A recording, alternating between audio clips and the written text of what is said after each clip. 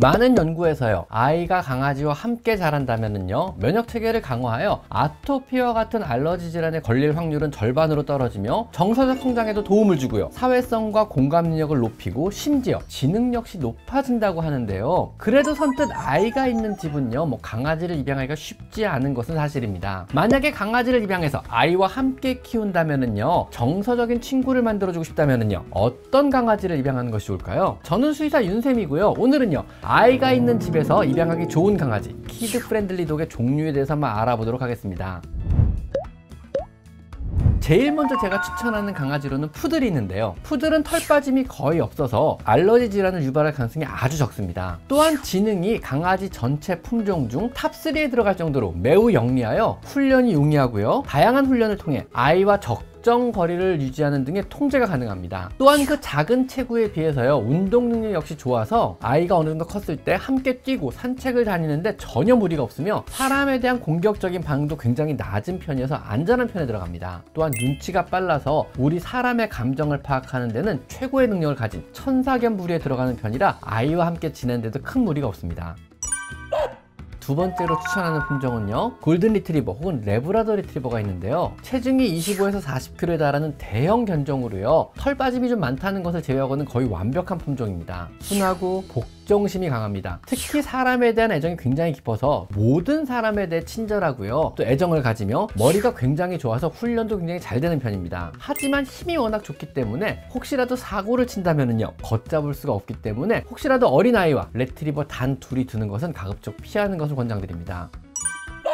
그리고 비숑 프리제. 비숑 프리제 역시 아이와 잘 어울리는 견종인데요. 6에서 7kg 정도의 적당한 체구에 곱슬곱슬한 털을 가지고 있어서 푸들과 닮았고요. 어렸을 때 생긴 새는요, 말티즈와도 비슷합니다. 그런데 털에 힘이 있어가지고 북슬북슬 잘 솟아올라서 관리만 잘해주면요, 솜사탕이나 모카솜 같은 모양을 띠게 됩니다. 말썽을 부리지도 않고 고집도 없으며 공격성도 없는 진정한 의미의 애완견들입니다. 사실 제 병원에 와서도요, 거의 긴장을 하지 않고 느긋하고 낙천적인 성격에 사교성 또한 굉장히 좋아서 처음 보는 사람이나 심지어 어린이 혹은 고양이에게마저도 굉장히 친절한 강아지입니다. 가족에게 충직하고 깊은 애착을 가지는 성격임에도 불구하고요, 나름 약간의 독립적인 성격도 있기 때문에 혼자서도 잘 지내며 분리불안도 없고요, 또 허취짐도 적은 편에 속해 가정에서 키우기 굉장히 적합합니다. 하지만 간혹 비숑 타임이라고 하는 고양이 우다다와 비슷한 에너지의 발산 시간을 갖기도 하는데, 이때는 여기저기 혼자서 맹렬히 뛰어다니기도 합니다.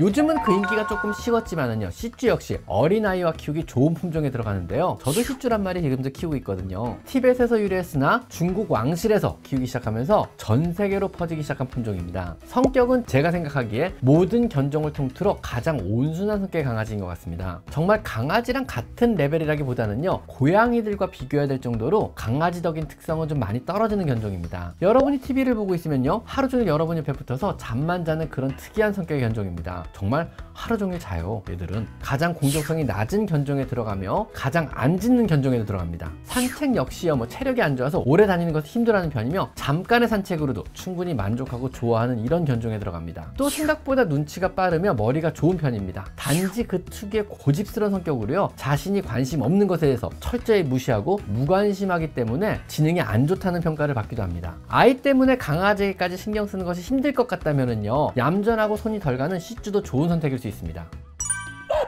또 좀 특이할 수 있는데요, 잉글리시 불독도 아이와 함께 키우기 적합한 견종에 들어갑니다. 18에서 23kg 정도의 크기를 가지는 잉글리시 불독은요, 중형견에 들어가는데요, 주름진 얼굴과 항시 여유로운 태도, 그리고 한없이 온순한 성격의 강아지입니다. 이 커다랗고 온화한 강아지는요, 굉장히 조용하며 사람에게 친근한 강아지입니다. 특히 아이를 굉장히 좋아하고요, 사랑과 유대감을 깊게 가지는 성격을 가지고 있습니다. 겉보기랑은 다르죠? 커다란 덩치에 비해 체력이 안 좋아서 산책 역시 오래는 못하는 편이고요, 사실 산책을 그리 즐기는 편도 아닙니다. 아이로 인해 강아지를 챙겨주기 힘들 정도로 바쁜 일상을 보내야 한다면요, 이 오래된 영국 신사인 잉글리시 불독 역시 아이와 잘 맞는 아주 좋은 선택일 수도 있습니다.